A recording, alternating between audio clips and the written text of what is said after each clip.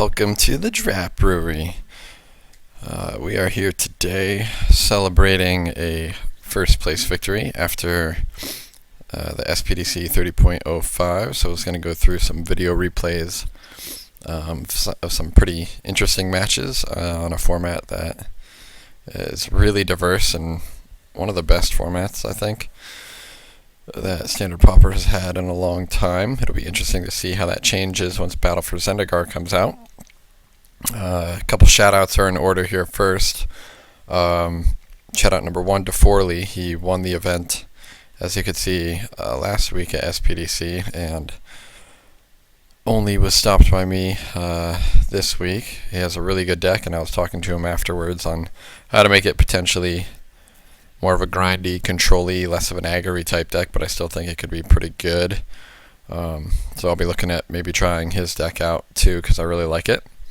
I played Izzet Control. I'll show you my deck in a second here. Pretty simple ever since I first created and played with it.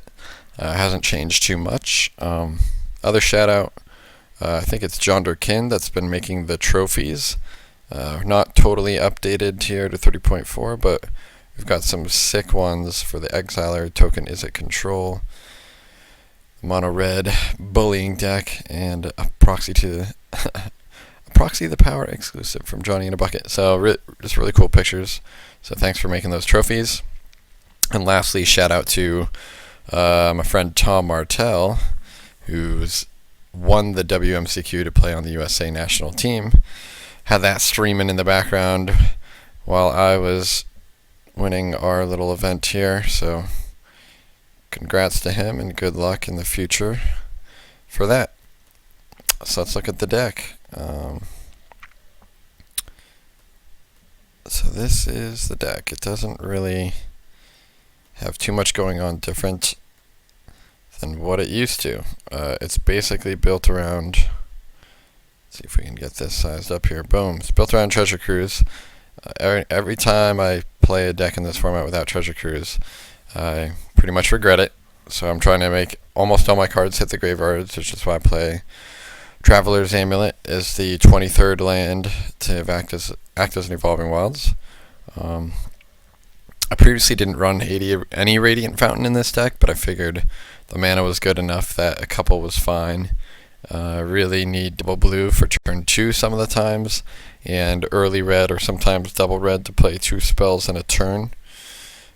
But late game, once you get beyond 6 lands, it doesn't matter what colors they are typically, so some fountains seemed fine. This is the classic token deck that kills with Flurry of Horns and Rise of Eagles, which are very good because they typically create automatic 2-for-1s. Our card draw involves 1 Tormenting Voice, 4 Divination to complement our 4 Treasure Cruise. And the biggest problem that I'd been having in the previous weeks with some decks was like Gurmag Angler, and a 5/5 just can't be stopped very easily. Pillar of Light can kill it, but Pillar of Light is blank against so many other cards in mono green and mono red and tokens and stuff that it's just not that good. So I turned to blue for the all-purpose answers, and Griptide really is a perfect answer because it combos with Unnullify and really sets them back a turn. It's good against Heroic and stuff as well.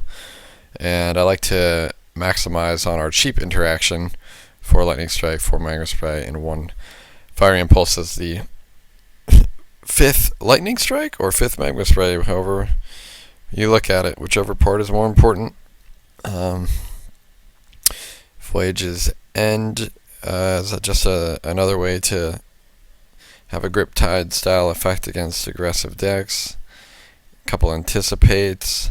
Again, everybody who runs Anticipate likes to run 4 of, but really it's just like you don't have time to do a lot of nothing. You need your spells to do something. You need to Anticipate into things that actually do things. So having a negate, some nullifies, some answers to spells is pretty key, I think. And then in the sideboard, see what we can do to shore up some of our matchups here. Against Control, Disdainful Stroke and Negate are really good against all of these 5-mana token producers, against Treasure Cruise, against other counter spells. against Gurmag Angler. Stroke gets that. Voyage's End is pretty good against Delve creatures and heroic creatures to reset them. Aggro decks, basically. Scrying is actually pretty valuable for us as well.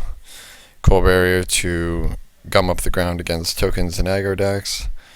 Whisk Away to again help with the big creature, Gurmag Angler, Stampeding Elk Herd type decks to just bury them in card advantage. Force Scouting Sands, a definite must against token decks. And one Guardians of Melidus, another good one against 5/5s. And potentially like Krenko's Enforcer, having an artifact to block. So this is the deck. We've been running similar decks to this, for almost probably at the fall, the beginning of last year. So classic deck. We'll see how we do. Stay tuned for the matches.